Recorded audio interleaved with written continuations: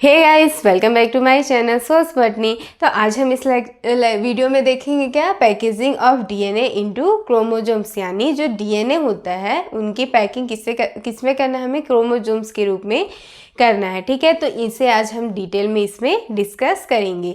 इससे पहले हमने देखा था कि क्रोमेटिन क्या है, क्रोमोसोम्स क्या है, इन सब के बारे में, साथ ही साथ जो इनमें स्पेसिफिक सीक्वेंस थी जैसे कि सेंट्रोमियर, टीलोमियर और जो ओरिजिन ऑफ रेप्लिकेशन। ठीक है, तो इन सब के बारे में हमने डिटेल में देखा था। अगर आपने वो वीडियो नहीं देखी होगी तो जाकर देख लीजिएगा, जिससे आपको यह अच्छे से क्लियर हो जाएगा। ठीक है, तो उसी में आज हमें देखना है क्या, पैकेजिंग ऑफ डीएनए।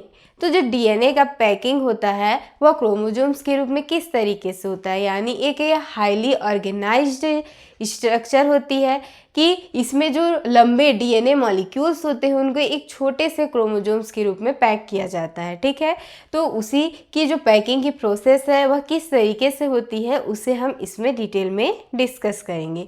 तो इसमें हम पहले कंटेंट देख लेते हैं कि क्या क्या देखना है। फर्स्ट है इंट्रोडक्शन, यानी कि जो पैकेजिंग ऑफ डीएनए, जो डीएनए है उनकी पैकिंग किस तरीके से होगी, किस स्टेज में किसकी स्थिति कैसे होती है, उस सब को हम देखेंगे। ठीक है, फिर आगे है प्रोटीन्स, यानी जो डीएनए है तो उनमें क्या होती है, प्रोटीन्स भी होती हैं, और डीएनए और प्रोटीन्स मिलकर ही क्या बनाते हैं, न्यूक्लियोसोम बनाते हैं। ठीक है, तो इस तरीके से जो प्रोटीन्स है, कौन कौन से प्रोटीन है वो हमें देखना है, जैसे हो गया हिस्टोन प्रोटीन और नॉन हिस्टोन प्रोटीन। ठीक है, फिर आता है हिस्टोन प्रोटीन्स। तो इसमें जो हिस्टोन प्रोटीन्स है उनके भी टाइप है। पहला होता है रेप्लिकेशन डिपेंडेंट हिस्टोन्स और दूसरा होता है रेप्लिकेशन इंडिपेंडेंट हिस्टोन्स। ठीक है, फिर है आगे हमें देखना है 11 nm fibre and nucleosome organisation. जो 11 जो नैनोमीटर है इस फाइबर का जो न्यूक्लियोसोम ऑर्गेनाइजेशन होता है वह कैसा होता है उसे हम डायग्राम के थ्रू देखेंगे। ठीक है,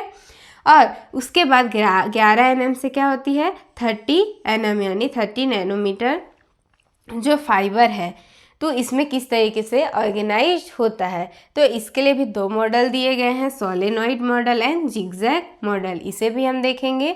और लास्ट में है मेटाफेज क्रोमोसोम्स। तो जो क्रोमोसोम्स होती है वह जो मेटाफेज स्टेज है उसमें अधिक स्पष्ट रूप से दिखाई देती है। ठीक है, तो जो मेटाफेज क्रोमोसोम्स है इसके बारे में हम डिटेल में इसमें डिस्कस करेंगे। और अगर आप इस चैनल पे नए हैं तो प्लीज़ मेरे चैनल को सब्सक्राइब कर दीजिएगा। ठीक है, सबसे पहले हम देखते हैं क्या, इंट्रोडक्शन। तो जो क्रोमोसोम्स है उनकी स्थिति जो सेल साइकिल है तो उनके विभिन्न स्टेज में किस तरीके से है उसे हम देखेंगे। ठीक है, तो जो G0 होती है यानी जो रेस्टिंग फेज है और जो इंटरफेज है तो इसके दौरान यह किस फॉर्म में होते हैं, क्रोमेटिन के फॉर्म में। इससे पहले भी मैंने बताया था क्रोमेटिन यानी nucleo protein complex, nucleo protein complex. ठीक है, तो जो इंटरफेज स्टेज है और जो G0 फेज है तो इनमें क्या होती है, यह क्रोमेटिन के फॉर्म में होती है, यानी जो न्यूक्लियो प्रोटीन कॉम्प्लेक्स के रूप में प्रेजेंट होती है। न्यूक्लिक एसिड यानी डीएनए प्लस क्या, प्रोटीन। तो इसमें यह किस तरह का दिखाई देती है, इस तरीके से किसी धागे पे मोती की माला रहती है उस तरीके से यह क्या होती है, दिखाई देती है।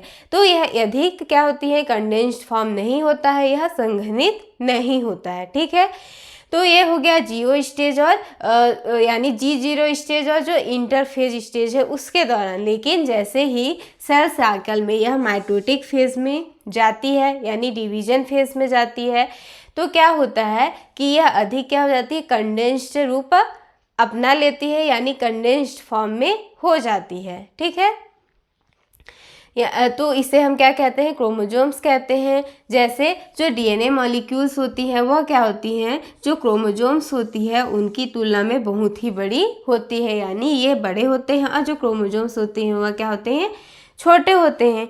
तो जो डीएनए मॉलिक्यूल्स हैं उन्हें क्या, क्रोमोसोम्स में क्या करने के लिए, फिट करने के लिए एक हाईली ऑर्गेनाइज्ड पैकेजिंग स्ट्रक्चर की हमें आवश्यकता है। ठीक है, ताकि जो डीएनए मॉलिक्यूल्स हैं यानी जो इस तरीके से डीएनए हैं उन्हें अधिक क्या किया जा सके, कंडेंस्ड किया जा सके, और इस तरीके से क्या हो जाते हैं, ये क्रोमोसोम्स के फॉर्म में आ जाते हैं। ठीक है, तो इसे फिट करने के लिए एक हाईली ऑर्गेनाइज्ड पैकेजिंग स्ट्रक्चर की हमें आवश्यकता होती है, जिसके द्वारा क्या होता है, इस डीएनए मॉलिक्यूल्स को क्रोमोसोम्स में पैक किया जाता है। ठीक है, और क्रोमोसोम्स क्या है, इसी क्रोमेटिन का अधिक कंडेंस्ड फॉर्म होता है। ठीक है, और उसी में हम आगे देखते हैं जो क्रोमोसोम्स है या क्रोमेटिन है वह बेसिकली एक ही है। इनमें डीएनए प्लस प्रोटीन होती है, इसमें भी वही होती है, लेकिन यह कम संघनित होता है क्रोमेटिन। ठीक है, और जो क्रोमोसोम्स होता है वह अधिक इनका संघनित रूप होता है, कंडेंस्ड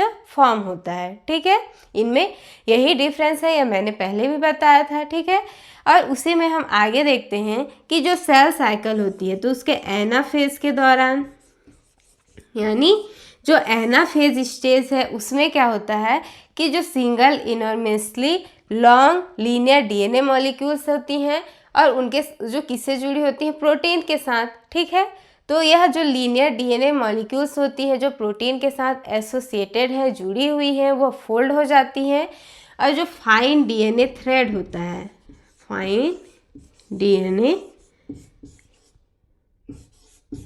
थ्रेड को अधिक मोर कॉम्पैक्ट स्ट्रक्चर में चेंज हो जाती है। ठीक है, और जो मोर कॉम्पैक्ट स्ट्रक्चर है उसे हम क्या कहते हैं, क्रोमोसोम्स कहते हैं। ठीक है, तो यह इस फेज में क्या होगा, जो फाइन डीएनए थ्रेड है वह क्रोमोसोम्स के रूप में कन्वर्ट हो जाती है, और जो मेटाफेज के दौरान यही क्रोमोसोम्स हमें स्पष्ट रूप से दिखाई देने लगते हैं। ठीक है, आगे हम देखते हैं क्या, प्रोटीन्स के बारे में। ठीक है, तो जो डीएनए होती है उनमें क्या जुड़ा हुआ होता है, डीएनए प्लस प्रोटीन। ठीक है, तो डीएनए क्या है, न्यूक्लिक एसिड, और इनके साथ क्या जुड़ा हुआ है, प्रोटीन। और डीएनए और प्रोटीन मिलकर क्या बनाएंगे, न्यूक्लियोसोम, और इससे फिर क्या बनता है, क्रोमेटिन या क्रोमोसोम्स बनता है। यानी बेसिक यही होता है कि इनमें क्या होते हैं, डीएनए प्लस प्रोटीन होती हैं। तो जो यूकैरियोट्स होती है उनमें क्रोमेटिन बनाने के लिए या जो क्रोमोसोम्स है उसको बनाने के लिए जो डीएनए को बाइंड करते हैं, ये सब के क्या बाइंड करेंगे, प्रोटीन्स ही बाइंड करते हैं। ठीक है, तो प्रोटीन्स कौन कौन से हैं उसे हमें इसमें देखना है। तो इनमें दो टाइप्स के प्रोटीन्स होती है। इनके आधार पर जो प्रोटीन्स जो डीएनए से बाइंड हो रहे हैं तो इनके आधार पर दो टाइप के प्रोटीन है। पहला होता है हिस्टोन प्रोटीन और दूसरा होता है नॉन हिस्टोन प्रोटीन। ठीक है, तो पहले हम देखते हैं हिस्टोन प्रोटीन के बारे में। अब हिस्टोन प्रोटीन क्या होता है, small basic rich in arginine and lysine residues plus highly conserved protein. ठीक है, इसका मतलब क्या है मैं बताती हूँ। स्मॉल बेसिक होती हैं और इनमें जो आर्जिनिन है और जो लाइसिन रेसिड्यूज होती है वह रिच होती है, यानी अधिक मात्रा में होती है, प्लस क्या होती है, हाईली कंजर्व्ड प्रोटीन है। अब हाईली कंजर्व्ड का मतलब क्या होता है, अत्यधिक संरक्षित प्रोटीन है। यानी जैसे इवोल्यूशन होता है, विकास के दौरान जो स्पीसीज होती है तो इस इवोल्यूशन के दौरान भी यह विभिन्न स्पीसीज में क्या होती है, चेंज नहीं होती है। ठीक है, इनमें यह अनचेंज्ड ही रहती है, इसलिए इसे हम क्या कहते हैं, हाईली कंजर्व्ड प्रोटीन कहते हैं। अब यह एक ऐसा प्रोटीन सीक्वेंस होता है जो किसी भी ऑर्गेनिज्म के कार्य के लिए क्या है, इम्पॉर्टेंट है। ठीक है, और इनमें अगर थोड़ा सा भी कोई भी चेंज आता है तो इससे क्या होता है, उस ऑर्गेनिज्म को खतरा हो सकता है या उसके लिए हानिकारक हो सकता है। ठीक है, तो इसलिए क्या होती है, ये हाईली कंजर्व्ड होती हैं। इवोल्यूशन के दौरान इनमें किसी भी प्रकार का कोई चेंज नहीं होता है। तो ये क्या होती हैं, हिस्टोन प्रोटीन। ठीक है, इसमें हम देखेंगे क्या होती हैं, H1 है, H2A, H2B, H3, H4 और इसके जो वेरिएंट है यह सभी किस में आ जाएंगे, हिस्टोन प्रोटीन में ही आएंगे। अब जो हिस्टोन प्रोटीन्स है उन्हें भी 2 क्लासेस में क्या किया गया है, डिवाइड किया गया है। ठीक है, पहला होता है रेप्लिकेशन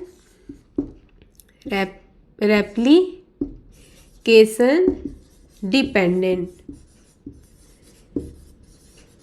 पहला है रेप्लिकेशन डिपेंडेंट हिस्टोन और दूसरा होता है रेप्लिकेशन इंडिपेंडेंट।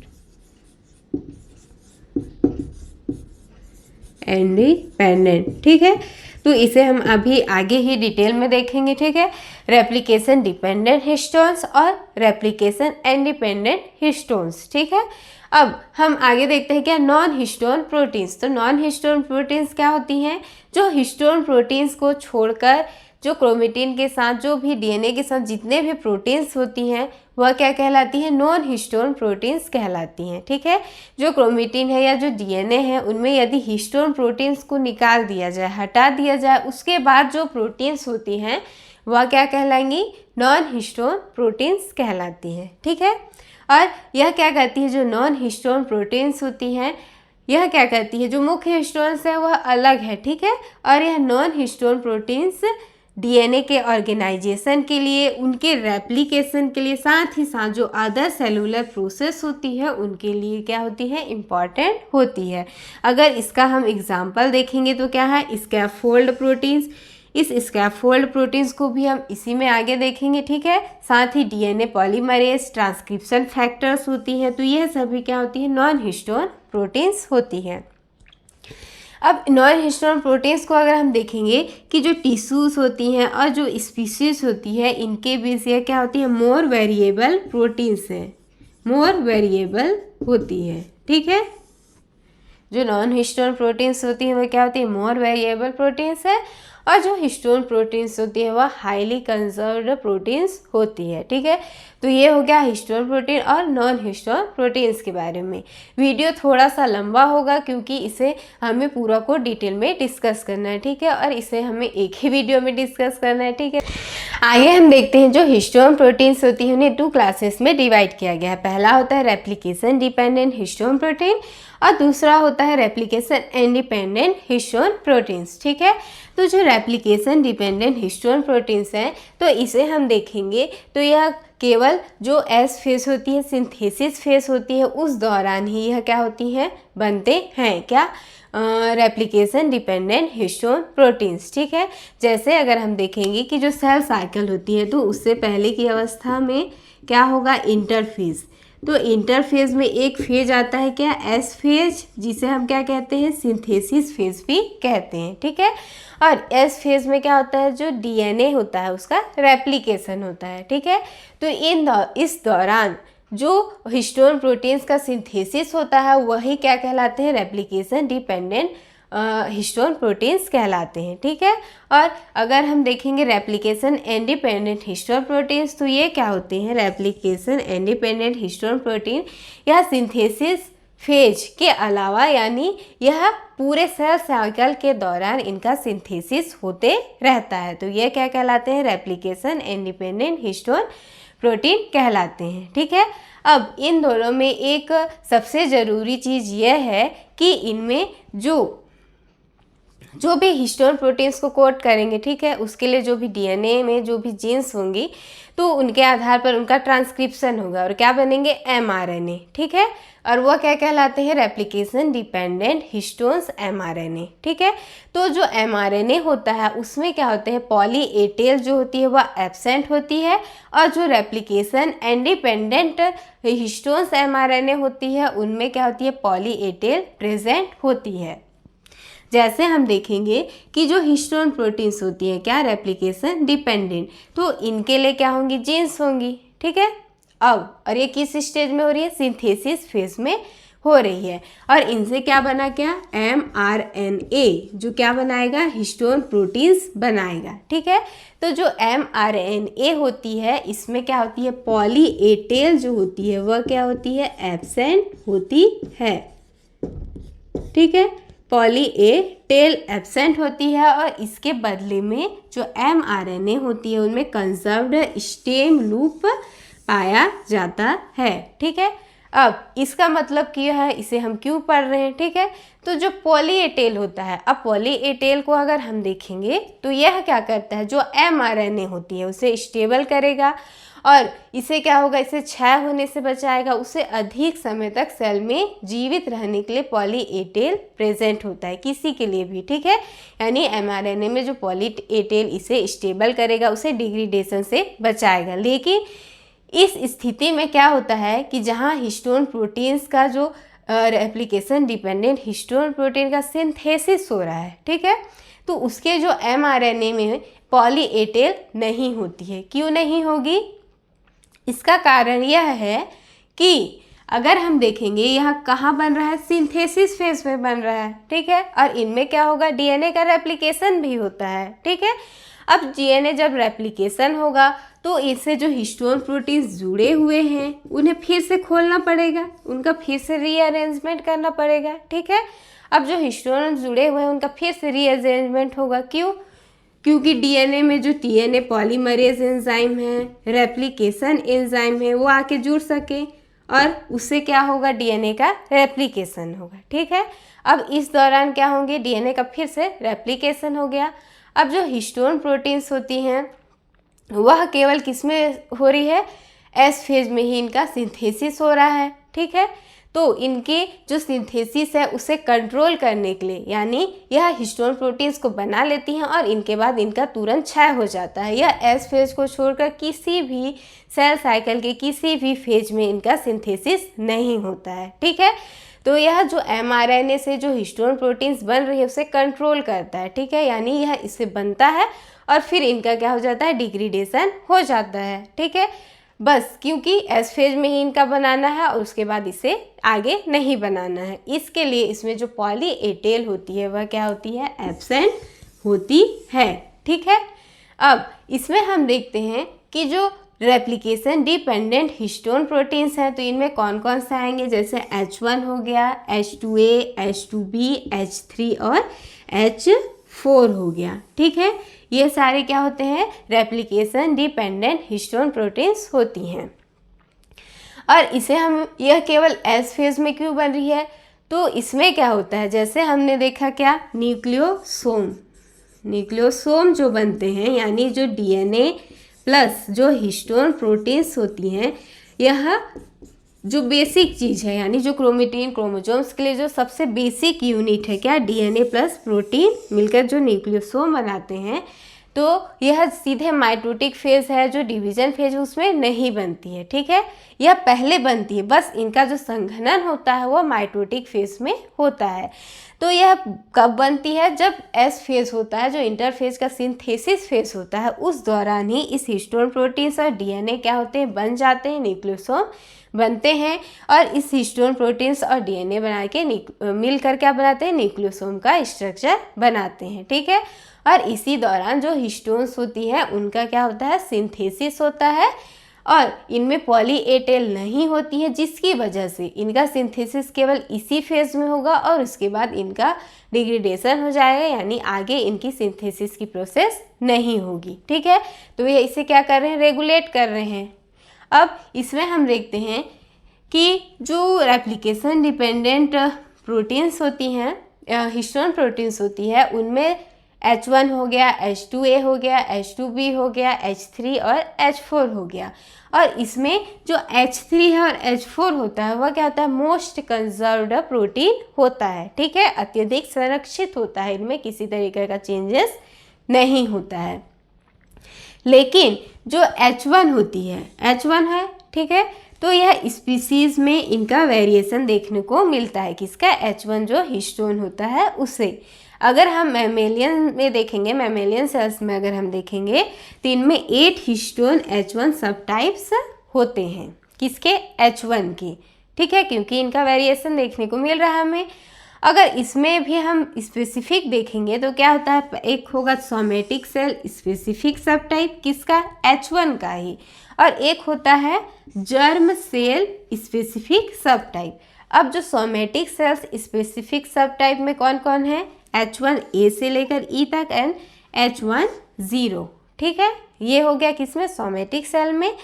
और दूसरा होता है जर्म सेल में, तो जर्म सेल में हम देखेंगे क्या, H1T और H1U, यानी H1U का मतलब हो जाएगा ऊ साइड्स, ठीक है। तो H1T किसके लिए होगा, मेल जर्म सेल के लिए, यह मेल जर्म सेल्स में होगा। और जो H1U है, जहाँ U का मतलब होगा ऊ साइड्स, तो ये हो जाएगा फीमेल जर्म सेल के लिए, ठीक है। तो ये H1 के सब टाइप्स है। साथ ही जो एक H1 का आइसोफॉर्म क्या होगा, H5 होता है, ठीक है, H5। जो केवल किस में पाए जाते हैं, एवियन इरिथ्रोसाइट्स में ही पाया जाता है, यानी जो बर्ड्स के रेड ब्लड सेल्स होती हैं उसमें ही जो H5 है वह पाया जाता है। ठीक है, और इसमें हम देखते हैं जो मैमेलियन सेल्स में H1 होती है वह उसके जो सेल्स की जो टिश्यू टाइप्स होती है, सेल साइकिल का जो विभिन्न फेज होती है और जो डेवलपमेंट स्टेज है, तो इनमें जो इनका एक्सप्रेशन होता है वह इन सब पर क्या करती है, डिपेंड करती है, किसका, H1 का। ठीक है, तो ये हो गया रेप्लिकेशन डिपेंडेंट हिस्टोन प्रोटीन्स के बारे में। मैंने स्लो बताया है, आप इसे स्पीड करके देख लीजिएगा। ठीक है, और इसे आप दोबारा देखेंगे तो यह आपको अच्छे से समझ में आ जाएगी। अब उसी में हम क्या देखते हैं, रेप्लिकेशन इंडिपेंडेंट। ठीक है, इंडिपेंडेंट यानी यह रेप्लिकेशन से स्वतंत्र है, इससे कोई कनेक्शन नहीं है कि रेप्लिकेशन पे ही डिपेंड करेगा। ठीक है, तो जो रेप्लिकेशन इंडिपेंडेंट हिस्टोन प्रोटीन्स होती है वह क्या होती है, पूरी सेल साइकिल के दौरान ही इनका सिंथेसिस होते रहता है। और इनमें जो पॉली ए टेल होती है वह क्या होती है, प्रेजेंट होती है, यानी पॉली ए टेल जो स्पेसिफिक सीक्वेंस होती है वह mRNA के जो 3' एंड पे होती हैं वह क्या होती है, इसमें प्रेजेंट होती है, क्योंकि यह क्या करेगी, जो mRNA है उनको स्टेबल करती है। ठीक है, ताकि इस प्रोटीन का सिंथेसिस होता रहे। अब इसी में अगर एक एग्जाम्पल हम देखेंगे, क्या, रेप्लिकेशन इंडिपेंडेंट हिस्टोन प्रोटीन्स को, जिसे हम क्या कहते हैं, हिस्टोन का वेरिएंट भी कहते हैं। ठीक है, हिस्टोन वेरिएंट प्रोटीन्स भी कहते हैं। और यह जो मुख्य हिस्टोन प्रोटीन्स होती हैं उससे डिफरेंट होती है।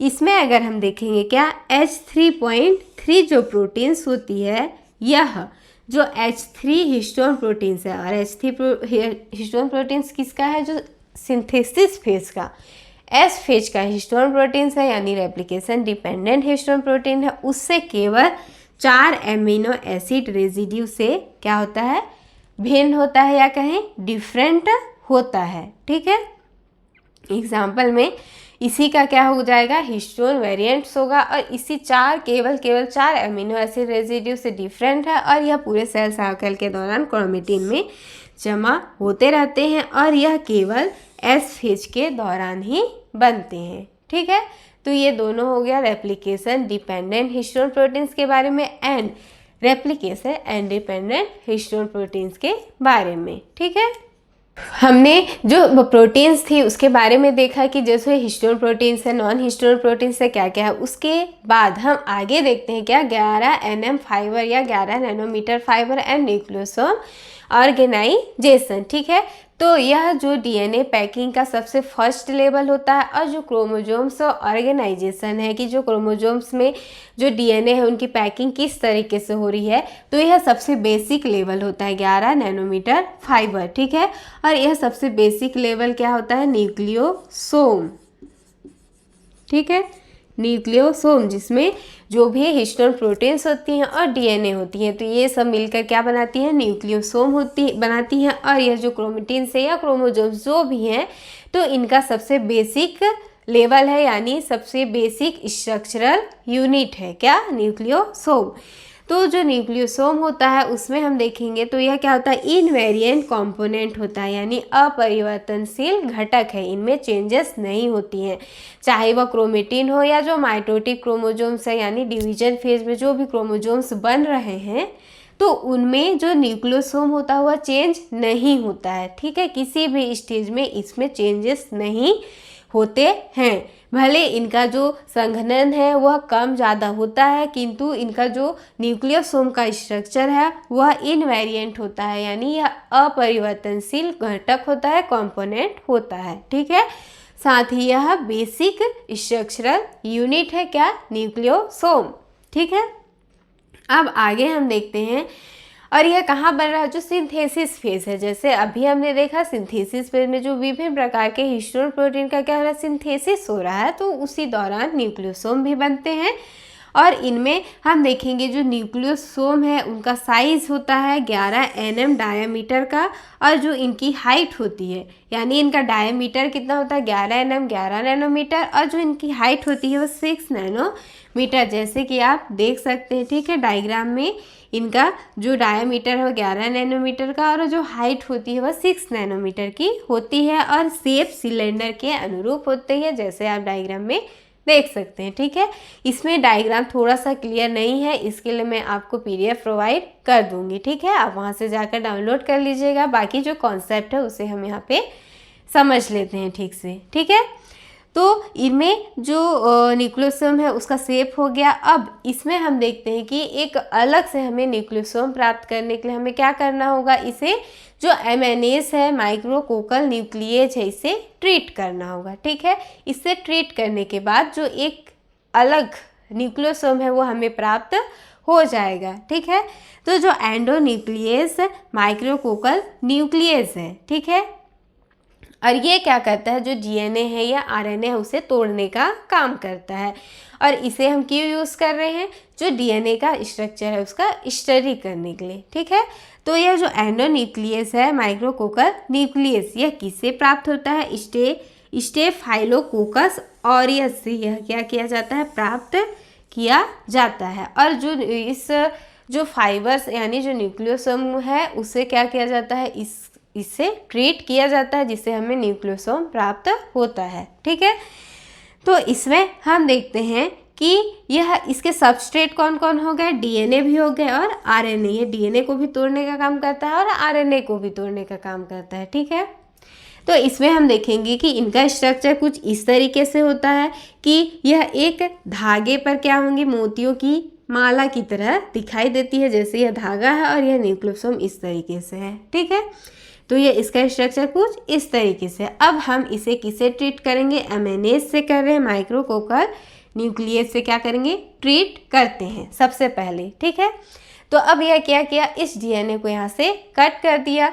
तो अब जो DNA है यानी यह क्या है, हिस्टोन प्रोटीन्स है, और इसके ऊपर क्या है, DNA इस तरीके से रैप है। ठीक है, इस तरीके से लिपटे हुए हैं।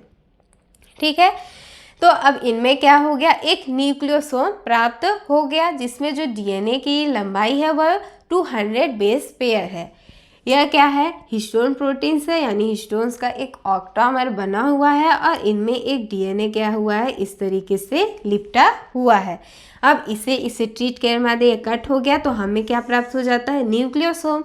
और इसमें जो DNA की लंबाई है वो कितनी है, 200 बेस पेयर है। ठीक है, अब इसे और फिर से ट्रीट करते हैं, तो क्या होता है, ये फिर से जो DNA उसे और कट कर देगा। ठीक है, अब जब कट करने के बाद इसमें क्या होती है, इसे हम क्या कहते हैं, क्रोमेटोसोम्स कहते हैं। यह भी एक बेसिक बिल्डिंग ब्लॉक है। ठीक है, जो क्रोमेटोसोम्स है उसे हम आगे भी देखेंगे। ठीक है, अब इसको और अधिक जो माइक्रोकोकल न्यूक्लियस है उसके साथ और अधिक हम क्या करते हैं, ट्रीटमेंट करते हैं, तो हमें एक कोर पार्टिकल प्राप्त हो जाता है। ठीक है, हम इसको क्या कर रहे हैं, तोड़ रहे हैं, ताकि एक अलग से न्यूक्लियोसोम हमें प्राप्त हो सके।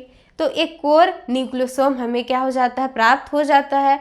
इसे और अधिक इसे काटा नहीं जा सकता। ठीक है, यानी इसे और अधिक जो माइक्रोन्यूक्लियस है वह इसे नहीं तोड़ सकता। ठीक है, तो जो कोर पार्टिकल्स होती है या कोर न्यूक्लियोसोम है उसमें क्या क्या है वो हम देखेंगे, कि जैसे इनमें जो DNA है, ये जो ब्लैक दिख रहा है वो क्या है, DNA है, और यह इसका साइज कितना है, 147 बेस पेयर है। ठीक है, और 1.75 टन है, यानी कितना लिपटा है, 1 एक बार और 75 भाग, यानी यहाँ से यहाँ तक। ठीक है, इसका टर्न इतना है 1.75 टन, साइज है 147 बेस पेयर। और इनमें कोर हिस्टोन्स कौन कौन से हैं, 2 इंटू क्या होंगे, H2A, H2B, H3 और H4। यहाँ H4 नहीं होगा, H3 और H4। ठीक है, तो ये मिलकर क्या बनाते हैं, एक ऑक्टामर बनाते हैं। एक कोर हिस्टोन्स होती है जो कैसी होंगी, पॉजिटिवली चार्ज प्रोटीन है। ठीक है, जो क्या करती है, इस DNA जो क्या होता है, नेगेटिवली चार्ज्ड DNA होती है, उसे क्या कर देती है, न्यूट्रलाइज्ड कर देती है, और एक कोर न्यूक्लियोसोम हमें देखने को मिलता है। और यह एक बेसिक क्या है, स्ट्रक्चरल यूनिट है, ठीक है, सबसे इनका बेसिक लेवल है और इसमें यह क्या होती है, इनवेरिएंट कंपोनेंट होती है, ठीक है। इसमें अगर हम देखेंगे कि जो भी कोर हिस्टोन्स होती हैं वह किससे मिलकर बनाता होता है, जो H3 और H4 प्रोटीन से उसका एक टेट्रामर होता है, साथ ही जो H2A H2B है उनके 2 डाइमर्स होते हैं और यह बैरल शेप का एक कोर ऑक्टामर क्या बनाते हैं और इसके ऊपर जो डीएनए होता है वह इस तरीके से रैप होता है और यह नेगेटिवली चार्ज्ड डीएनए को न्यूट्रलाइज कर देता है जो पॉजिटिवली चार्ज्ड होता है, ठीक है। इसमें हमने एक और देखा था क्या, H1 के बारे में, H1 हिस्टोन्स के बारे में। जैसे हिस्टोन प्रोटीन्स थे तो H2A थे, H2B, H3, H4 और एक क्या, H1, ठीक है। अब H1 कहाँ होता है, तो हम देखेंगे कि जैसे एक न्यूक्लियोसोम है, दूसरा न्यूक्लियोसोम है, तीसरा न्यूक्लियोसोम है, यह किससे जुड़े हुए हैं, एक लिंकर डीएनए से इस तरीके से जुड़े हुए हैं जो 2 न्यूक्लियोसोम को क्या कर रहा है, जोड़ रहा है, ठीक है। और जो लिंकर डीएनए होती है उसकी लंबाई कितनी होती है, 50 से लेकर 70 बेस पेयर तक हो सकती है। अब अगर इसमें चेंज होगा, 50 या 70 बेस पेयर है, इसमें यह कम होगा तो जो न्यूक्लियोसोम की लंबाई है वो कम हो जाएगी और इसमें ऐसे अधिक ये लंबा होगा जो लिंकर डीएनए है तो इसकी लंबाई भी अधिक हो जाएगी। यह किस पे डिपेंड कर रहा है, इस पे, ठीक है। और इसी जो लिंकर डीएनए होता है उसी में क्या पाया जाता है, H1 हिस्टोन पाया जाता है जिसे लिंकर हिस्टोन भी कहते हैं, ठीक है। लेकिन जो भी स्टडीज़ है तो उनमें इसका यह अध्ययन किया गया यानी स्टडी किया गया तो यह पता चला कि जो H1 है वह इस तरीके से यहाँ पे प्रेजेंट होता है जहाँ से जो डीएनए है वह न्यूक्लियोसोम बना रहे हैं यानी इस तरीके से इनमें रैप हो रहे हैं तो उसके बीच में, ठीक है, क्या प्रेजेंट होता है, H1 हिस्टोन यानी लिंकर हिस्टोन प्रेजेंट होता है। फिर भी इसकी जो एग्जैक्ट पोजीशन है वह अभी तक पता नहीं है, ठीक है। तो जो H1 हिस्टोन होती है उसे हम देखेंगे तो यह जो कोर हिस्टोन्स होती है, कोर हिस्टोन में क्या क्या आ गए, H2A, H2B, H3, H4, इससे क्या होती है, अलग होती है कौन, H1। यानी अगर हम H1 को यहाँ से रिमूव कर देंगे तो जो न्यूक्लियोसोम है उस पर कोई विशेष प्रभाव नहीं पड़ेगा, ठीक है, क्योंकि इसका इंटरेक्शन इससे बहुत ही कम होता है, ठीक है। तो ये उसकी स्थिति है किसकी, H1 की। और इसमें हमने एक वर्ड यूज़ किया था क्या, क्रोमेटोसोम। तो क्रोमेटोसोम में अगर हम देखेंगे तो क्रोमेटोसोम एक न्यूक्लियोसोम ही है यानी एक बेसिक यूनिट है। तो क्रोमेटोसोम में क्या होता है, जो लिंकर हिस्टोन H1 होता है वह प्रेजेंट होता है। यानी जब इसकी इस स्थिति में आती है, जब इन्हें कट करते हैं तो 165 बेस पेयर जब डीएनए होता है तो उस स्थिति में लिंकर जो हिस्टोन होता है H1 होता है प्रेजेंट होता है। लेकिन जब इसे फिर से ट्रीट किया जाता है तो यह फिर कोर न्यूक्लियोसोम हमें प्राप्त हो जाता है, कोर पार्टिकल्स प्राप्त हो जाते हैं। तो यहाँ पे क्या होगा, H1 हिस्टोन्स नहीं होगा, ठीक है, और यहाँ पे प्रेजेंट है तो यह क्या कहलाता है, क्रोमेटोसोम कहलाता है, ठीक है। तो इस तरीके से एक हम न्यूक्लियोसोम को अलग से उनको ट्रीट करके जब उसे अलग से कोर पार्टिकल्स के रूप में प्राप्त कर सकते हैं और उनका स्टडी इस तरीके से किया गया है, ठीक है। आगे हम इसे और डिटेल में देखते हैं कि जो ऑक्टामर है वह किस तरीके से बने हैं और इनमें क्या क्या पाए जाते हैं, ठीक है। इसमें हम देखते हैं कि जैसे जो न्यूक्लियोसोम हमें प्राप्त हुआ, ठीक है, तो जो न्यूक्लियोसोम है वह किस किस से मिलकर बना हुआ है।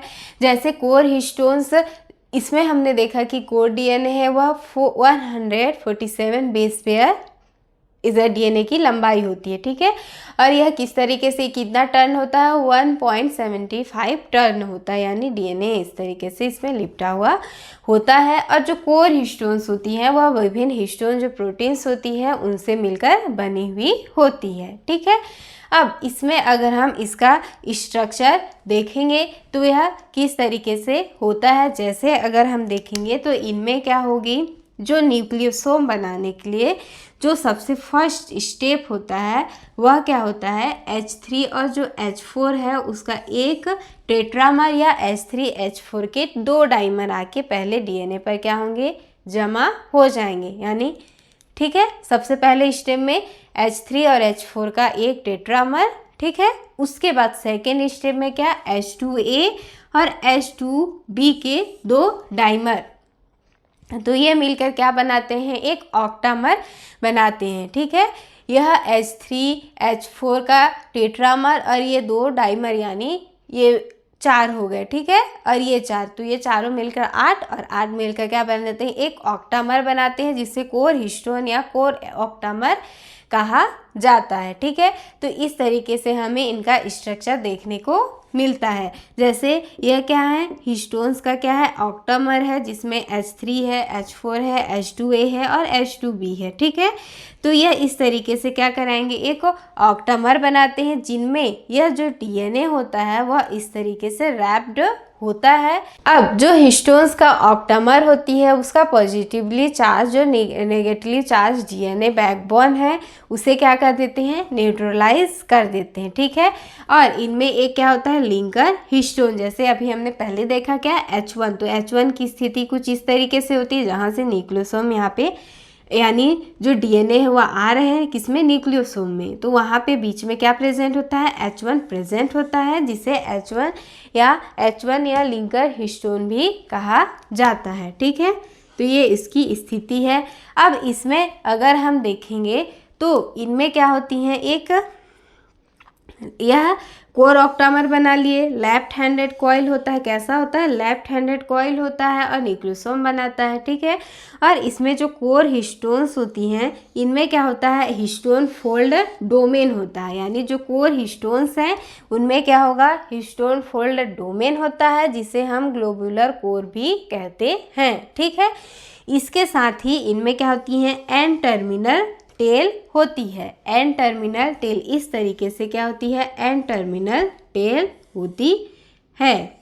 अब यह एन टर्मिनल टेल क्या करती है, जैसे हिस्टोन में अगर हम देखेंगे कि जो एन टर्मिनल टेल होती है किसकी, कोर हिस्टोन्स की, यह जो ट्रांसलेशन के बाद इनका क्या होता है, मॉडिफिकेशन होता है। और जो एन टर्मिनल टेल होती है वह क्रोमेटिन का जो स्ट्रक्चर है उसका कार्य है उसके लिए क्या होती है, इम्पॉर्टेंट होती है, यह फ्लेक्सिबल होती है और इस तरीके से उभरी हुई संरचना होती है, ठीक है। और इसमें अगर हम देखेंगे कि जो एन टर्मिनल टेल है वह क्या करती है, क्रोमेटिन स्ट्रक्चर को रेगुलेट करने का काम करती है और जिससे यह डीएनए के जो पैकेजिंग का मेथड है, तरीका है, उसे बदल सकती है। क्यों, ताकि जो भी ट्रांसक्रिप्शन की प्रोसेस है और अदर सेलुलर प्रोसेस है उसके लिए यह क्या हो सके, एक्सेसिबल हो सके, सुलभ हो सके, वह कार्य अच्छे से हो सके, ठीक है। तो जो एन टर्मिनल टेल होता है वो क्रोमेटिन स्ट्रक्चर को रेगुलेट करता है और इनका ट्रांसलेशन के बाद इनका क्या होता है, मॉडिफिकेशन होता है। अगर हम देखेंगे कि जो एन टर्मिनल टेल होती है वह क्या होती है, फ्लेक्सिबल होती है और एक अनस्ट्रक्चर्ड रीजन होता है, ठीक है। तो जो ऑक्टामर है तो इनका अगर क्रिस्टल संरचना होती है, जो क्रिस्टल स्ट्रक्चर है उसमें अगर हम देखेंगे तो यह दिखाई नहीं देती है, ठीक है। तो इनमें एक एन टर्मिनल टेल भी प्रेजेंट होता है और क्या होता है, इनमें हिस्टोन फोल्ड डोमेन भी प्रेजेंट होता है, ठीक है। और इसमें अगर हम आगे देखेंगे कि जो फिश स्पर्म्स होती है या अदर स्पर्म्स होती है तो इनमें इनके स्थान पर क्या पाया जाता है, जो हिस्टोन्स है उनके बजाय क्या पाया जाता है, प्रोटामीन पाया जाता है। अब प्रोटामीन क्या है, एक पॉलीपेप्टाइड है जिसमें क्या होती है, जो आर्जिनिन जो एमिनो एसिड होती है वह क्या होती है, अधिक होती है किसमें, प्रोटामीन में, ठीक है। ये भी अगर क्वेश्चन में एक्सेप्ट के रूप में यदि आ सकता है कि इनमें क्या पाया जाता है तो ये क्या होगा, प्रोटामीन, ठीक है।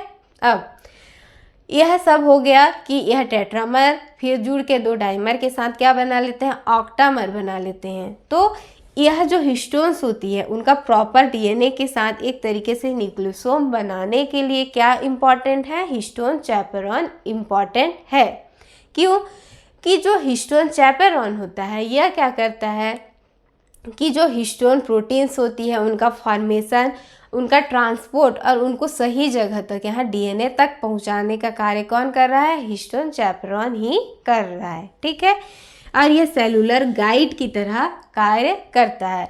जो भी हिस्टोन प्रोटीन्स होती हैं उन्हें क्लोजली एस्कॉर्टेड करती है, यानी गाइड कर रहा है। प्रोटीन बन गया, उनका फॉर्मेशन क्या कैसे हो गया, हिस्टोन का, ठीक है।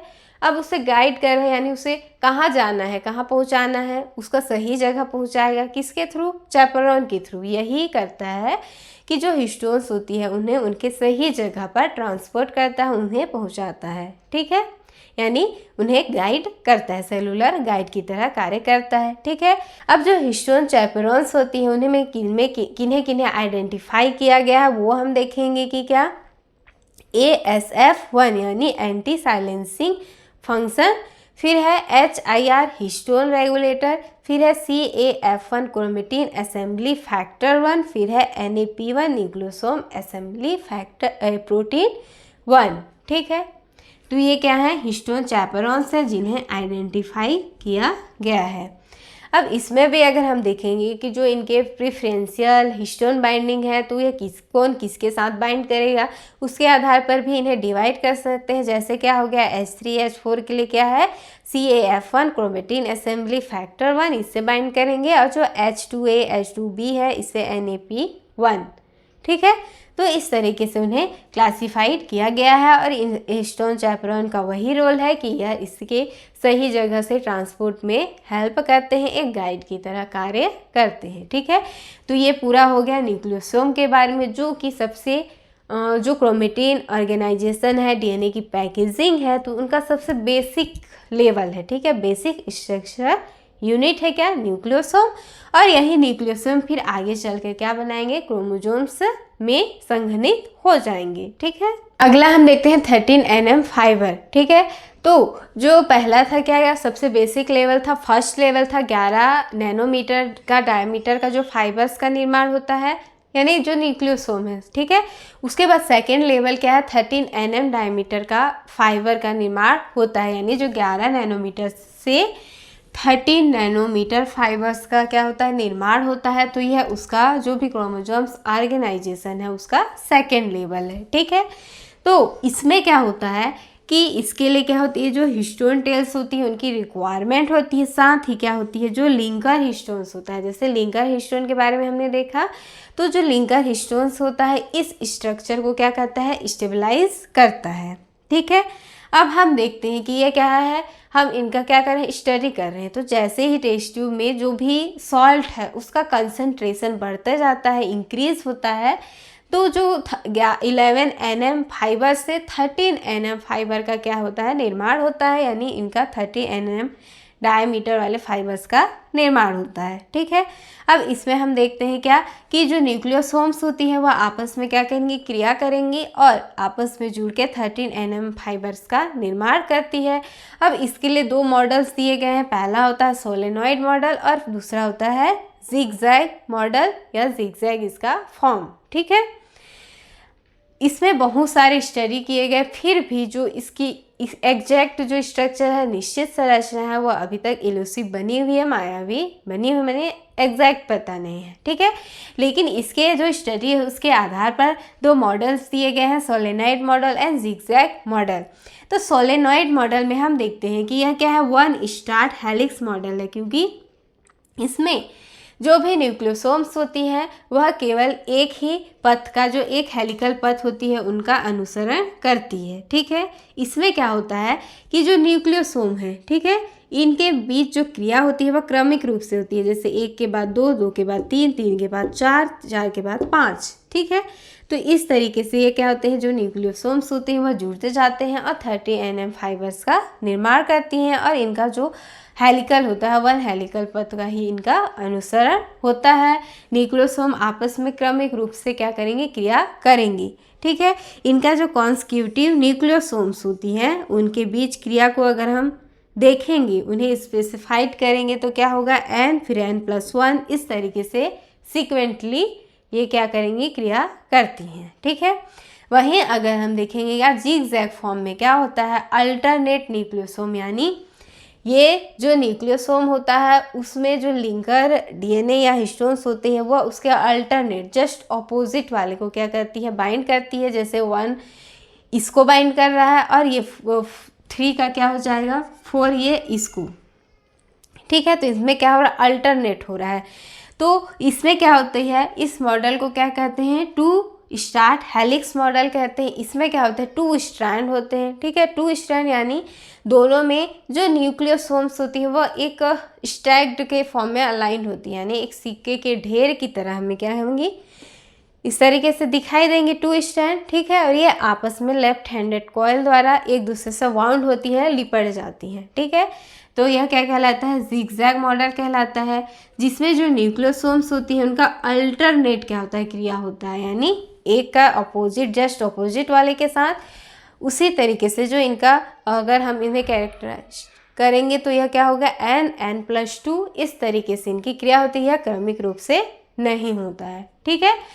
तो ये हो गया 30 nm फाइबर का फॉर्मेशन। अब इसके बाद आगे हम देखेंगे किस तरीके से यह जो मेटाफेज क्रोमोसोम्स है, यानी प्रॉपर जो क्रोमोसोम्स होती हैं उनमें किस तरीके से यह पैक होता है। आगे हम देखते हैं मेटाफेज क्रोमोसोम्स के बारे में, ठीक है। मेटाफेज क्रोमोसोम्स, तो अब यह मेटाफेज क्रोमोसोम्स के रूप में कैसे कॉम्पैक्ट होता है, ठीक है। तो पहला क्या था, 11 nm फाइबर, फिर 13 nm फाइबर, तो जो 11 से लेकर 13 nm फाइबर बना उतना में जो पैक हो गया, ठीक है।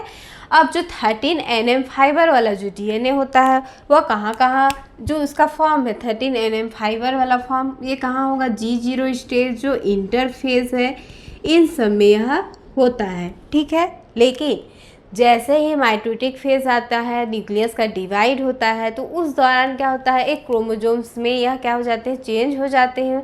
तो जो डीएनए फाइबर्स हैं जैसे 13 nm फाइबर्स होती हैं वह और अधिक क्या होंगी, संघनित होंगी, कम्पैक्ट रूप अपनाएगा और उससे क्या होगा, क्रोमोसोम्स बनेगा, ठीक है, जिसे क्या कहते हैं, मेटाफेज क्रोमोसोम्स कहते हैं, ठीक है। तो जो 13 nm फाइबर है उसके बनने के बाद उनमें और क्या होती है, उनकी संरचना और संघनित हो जाती है और कॉम्पैक्ट हो जाती है। तो और हो जाने के बाद वह क्या बनाती हैं, क्रोमोसोम्स बनाती हैं, ठीक है। तो इसमें क्या होता है, हम देखेंगे कि जो 13 nm फाइबर है, 30 nm फाइबर 30 नैनोमीटर फाइबर्स है।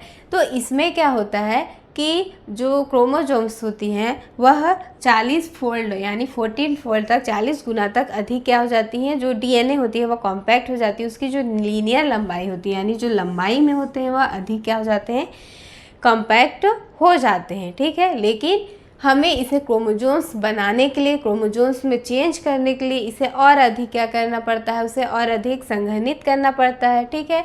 तो जो 13 nm फाइबर्स होती हैं उन्हें और अधिक क्या करेंगे, फोल्ड करेंगे, जिससे वह और पास आ जाए, ठीक है।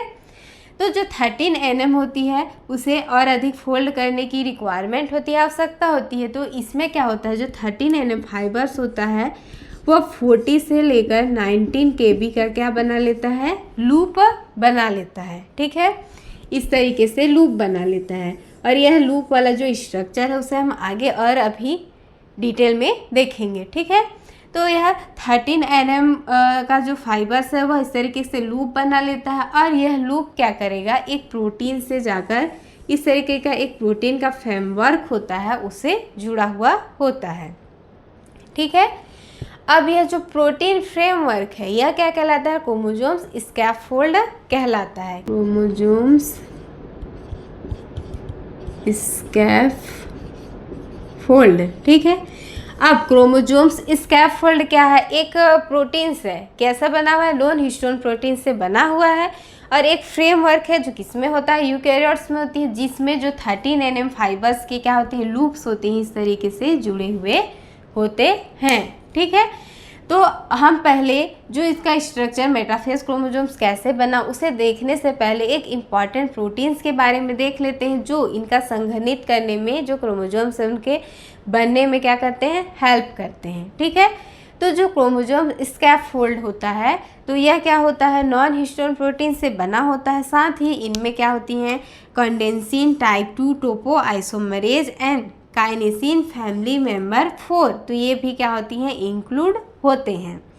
अब इसमें हम देखेंगे कि जो क्रोमोसोम्स स्कैफोल्ड होता है उसका एक इम्पॉर्टेंट घटक क्या होता है, SMC प्रोटीन। क्या होगा, SMC protein structural maintenance of chromosomes, ठीक है, SMC protein structural maintenance of chromosomes. तो SMC प्रोटीन्स क्या करती है, यह क्या होती है, एक क्रोमोसोमल एटिपेज होती है और इसका यह क्या करती है, जो भी क्रोमोजोम्स के अलग अलग पार्ट्स होती हैं सबको एक साथ रखने का काम करती है, उनके संघनन में हेल्प करती है। कौन, SMC प्रोटीन, जो किसका इम्पॉर्टेंट घटक है, क्रोमोजोम्स स्कैफोल्ड का, ठीक है। अब जो SMC होती है इसका अगर हम देखेंगे तो इसके टाइप्स होते हैं 1 से लेकर 6 तक होती हैं और इनका जो साइज होता है वह 110 से लेकर 117 kDa होता है, ठीक है, किलो डाल्टन, ठीक है, यहाँ पे दिया हुआ भी है। जैसे इस SMC 1 से लेकर 6 इनके टाइप्स हैं और साइज़ होता है 110 से लेकर 117 kDa, ठीक है, यह क्रोमोसोमल एटिपेज हैं। अब जो SMC प्रोटीन्स होती है तो यह कैसे बना हुआ होता है और जो SMC होती है वह किसका इम्पॉर्टेंट घटक है, यानी SMC और नॉन SMC प्रोटीन्स मिलकर क्या बनाते हैं, कॉन्डेंसिन प्रोटीन्स बनाती हैं और कोहेंसिन प्रोटीन्स बनाती हैं, जो इनके क्रोमोसोम्स के संघनन में हेल्प करती है, ठीक है।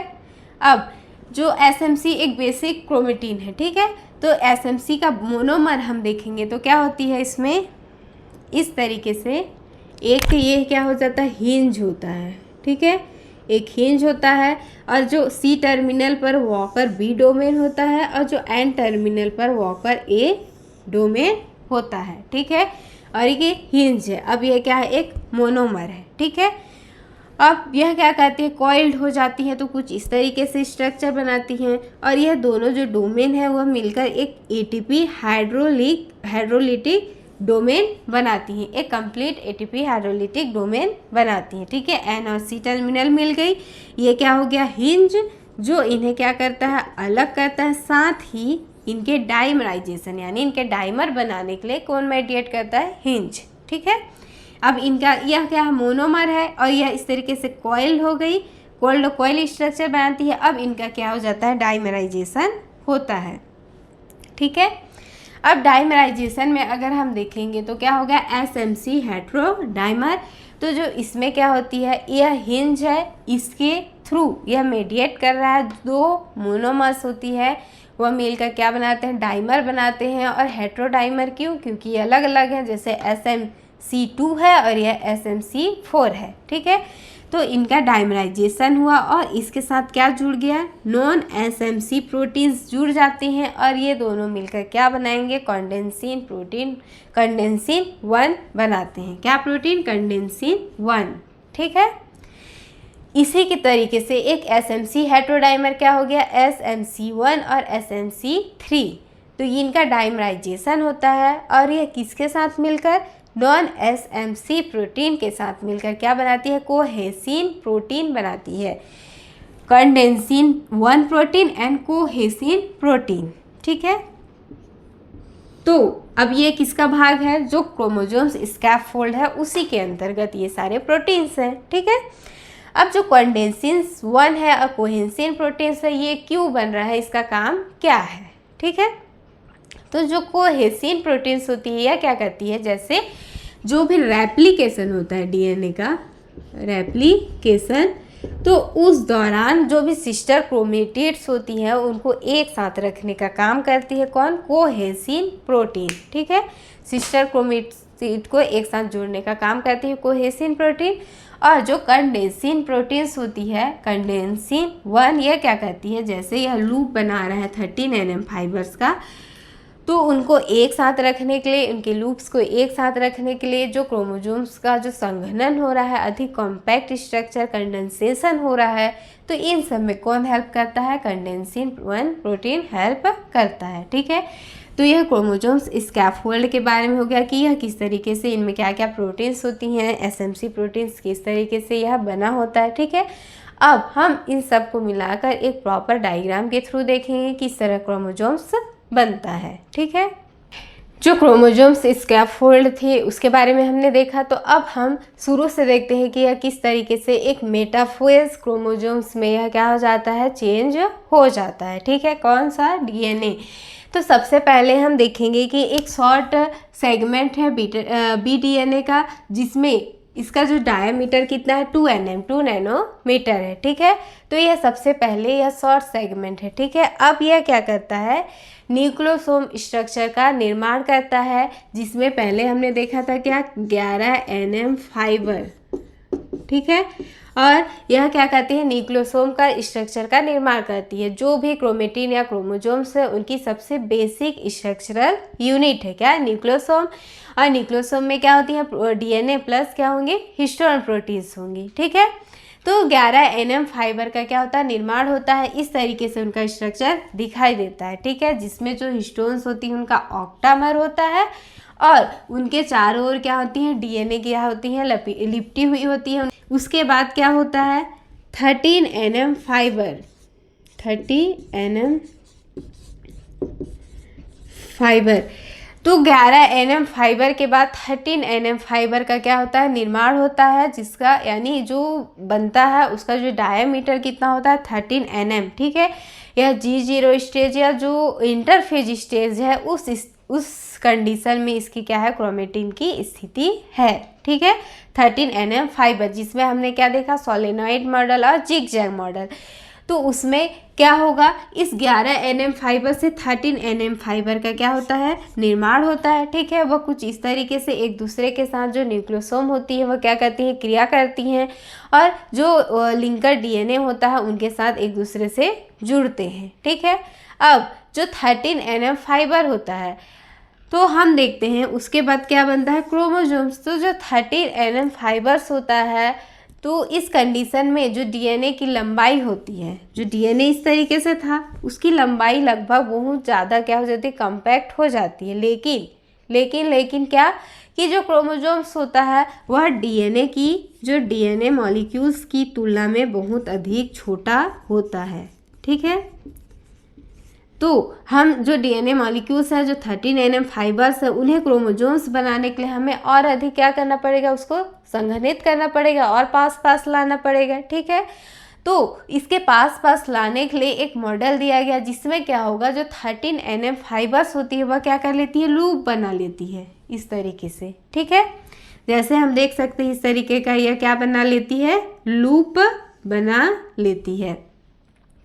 और यह लूप किससे जुड़ा होगा, प्रोटीन स्ट्रक्चर से जुड़ा हुआ होता है, जिसे हम क्या कहते हैं, क्रोमोसोम्स स्कैफोल्ड कहते हैं। जिसे अभी हमने देखा, जो क्रोमोसोम्स स्कैफोल्ड होता है एक प्रोटीन का फ्रेमवर्क है, जो कहाँ होगा, जो यूकैरियोट्स होती हैं उनमें यह होता है क्रोमोसोम स्कैफोल्ड। प्रोटीन्स का फ्रेमवर्क होता है जो इन लूप्स को एक साथ रखने में हेल्प करता है। कौन सा, ये प्रोटीन जो नॉन हिस्टोन प्रोटीन से बना है, और यह इन्हें एक साथ क्या करता है, रखने में मदद करता है इन लूप्स को। और यह क्रोमोसोम्स के संघनन में, यानी जो भी 13 nm फाइबर्स होती हैं उन्हें और अधिक संघनित करने के लिए हेल्प करता है। ठीक है, इनमें जैसे कंडेंसिन्स प्रोटीन, कोहेसिन प्रोटीन जो सिस्टर क्रोमेटिड्स को साथ में रख रहा है, ये सारे आ जाएंगे। ठीक है, अब इसमें हम देखते हैं कि जो 13 nm फाइबर्स होता है तो इसका जो 80 रिच डीएनए सीक्वेंस होता है, 80 रिच डीएनए सीक्वेंस। ठीक है, तो 80 रिच डीएनए सीक्वेंस जो इस क्रोमोसोम स्कैफोल्ड से जुड़ता है, जैसे ये वाला रीजन। ठीक है, ये रीजन क्या कर रहा है, इससे जुड़ा हुआ है, बाकी तो लूप्स में है, लेकिन जो रीजन इससे जुड़ा हुआ है वह क्या कहलाता है, SAR कहलाता है। ठीक है, स्कैफोल्ड अटैचमेंट रीजन कहलाता है। ये वाला रीजन क्या कहलाएगा, SAR। ठीक है, लेकिन जो SAR है, MAR है, इन दोनों में कोई डिफरेंस नहीं है। यानी जो मैट्रिक्स एसोसिएटेड रीजन और जो स्कैफोल्ड एसोसिएटेड अटैचमेंट रीजन होता है, तो इसे हम साथ में SAMAR लिख सकते हैं। ठीक है, तो SMAR क्या हो गया, जो स्कैफोल्ड एसोसिएटेड रीजन होता है, जहाँ जो रीजन इस स्कैफोल्ड से जुड़ा हुआ है वह SAR कहलाता है। और यह क्या होता है, 80 रिच डीएनए सीक्वेंस होता है। तो यह इस तरीके से लूप्स में आ गई।